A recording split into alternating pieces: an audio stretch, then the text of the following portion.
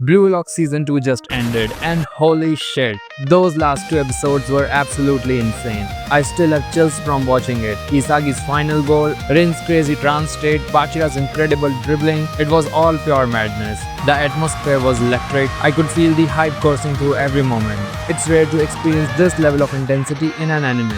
Even the music and sound designs added a devilish edge that elevated the entire experience. Sure, the animation throughout the season wasn't consistently top-notch, but during Rin and Itoshi's face-off, it's absolutely delivered. The build-up and execution of those scenes were on another level. And let's not forget Ego's reaction at the end, convincing the upper management to agree with his vision. Absolute genius. Episodes like these remind me why I watch anime in the first place. I don't care what anyone says about Blue Lock, the ending of season 2 was peak. Yes, the season didn't start off on a high note animation-wise and the criticisms were valid, even I noticed it. But honestly, it didn't bother me that much because the sound design, voice acting and narrative build-up was so good that it made the experience more than watchable. And after seeing the season finale, it was all worth it. Now I'm just hoping they do justice to season 3. Looking back, season 1 set a high bar with its fresh and satisfying animation, especially during those moments when the character's shots connected with the ball.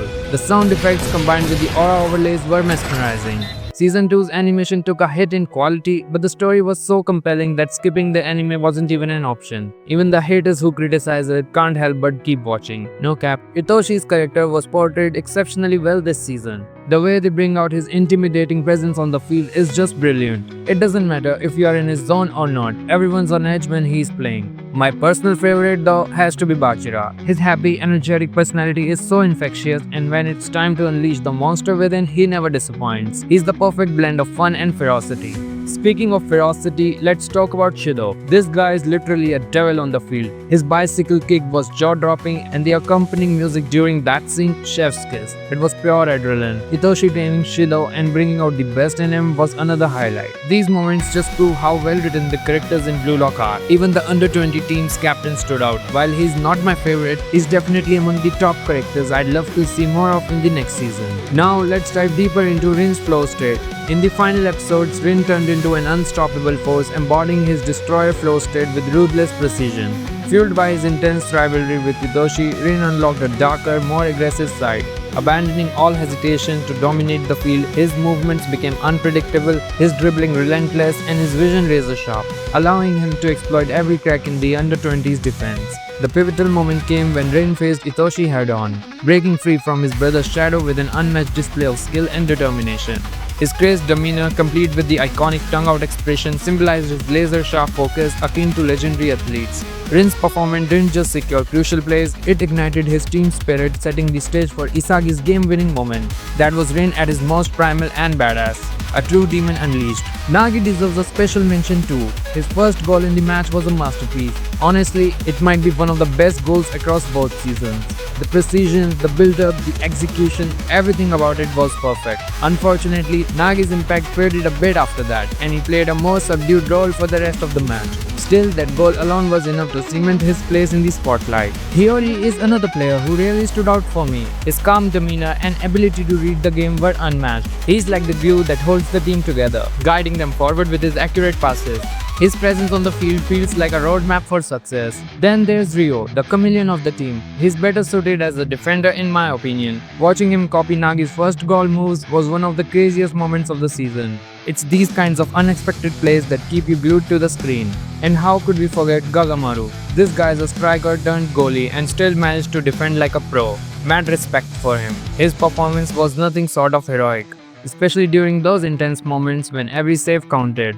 When Baro was subbed in, he entered the field like a raging storm, exuding conqueror's haki that instantly shifted the game's intensity.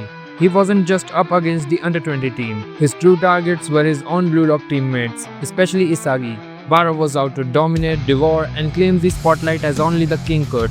His hunger to destroy was palpable, and when he stole the ball from both Isagi and Rin, it was a jaw-dropping moment. That goal wasn't just a turning point for the team, it was a statement. It marked Baro's reign on the field and gave Isagi the clarity he needed to up his game.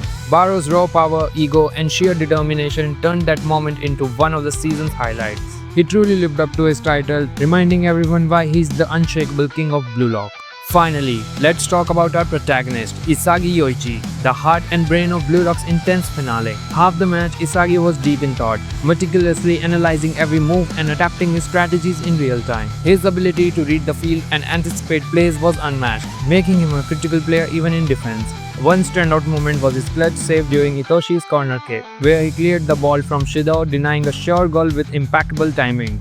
But Isagi really shone in the final moments after carefully calculating his moves. He executed the winning goal with precision and flair. The way he broke through the defense, went whoosh and landed that game-changing strike was nothing short of iconic. It wasn't just a goal, it was the culmination of his growth and determination. Isagi proved why he is the centerpiece of Blue Lock, giving us goosebumps with every move. The match itself was a masterclass in storytelling and character development, showcasing the growth of each player and the team dynamics in full force. Every character had their moment to shine, and watching them push themselves to the limit both physically and mentally was inspiring. It's not just about the goals or the flashy plays, it's about the journey, the growth, and bonds these characters forge on the field. What truly sets Blue Lock apart is its ability to balance individual brilliance with teamwork.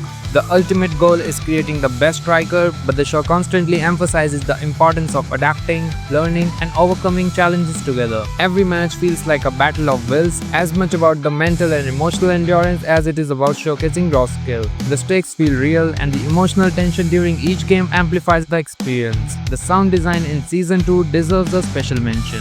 The music during pivotal moments added a layer of intensity that heightened the emotional impact of the scenes. From Shidou's devilish bicycle kick to Rin's dominating trance-like moments, the score played a crucial role in amplifying the atmosphere. The voice acting was top-notch as well, with every scream, shout, and whispered strategy carrying immense weight. The actors perfectly captured the raw emotion, making each moment feel intense and meaningful. While the animation quality did dip in certain episodes, the animators truly delivered in the key moments. The intense matchups like Rin and Itoshi's showdown, the final goal, and the high-tension plays were visually stunning. The contrast between the more subdued, slower scenes and the explosive, high-energy moments actually worked to highlight the latter, making the action-packed moments even more thrilling. Looking ahead to Season 3, there's a lot of excitement about what's to come. The foundation has been set, and the story is only going to get more intense. While I hope for a return to the consistent animation quality we saw in Season 1, I'm confident the narrative and character growth will carry the show. There's so much potential for growth, not just for Isagi but for the entire cast. The show has laid the groundwork for even more character development and emotional depth in the upcoming season. In conclusion, Blue Lock Season 2 may have had a few hiccups, but the story, characters, and overall execution more than made up for it. The finale reminded us all why this anime is so worth watching. And with Season 3 on the horizon, I'm eager to see how the show continues to evolve. Here's to more insane goals, intense rivalries, and unforgettable moments. If you enjoyed the video, don't forget to hit that like button and subscribe. Thanks for watching, and I'll see you in the next one.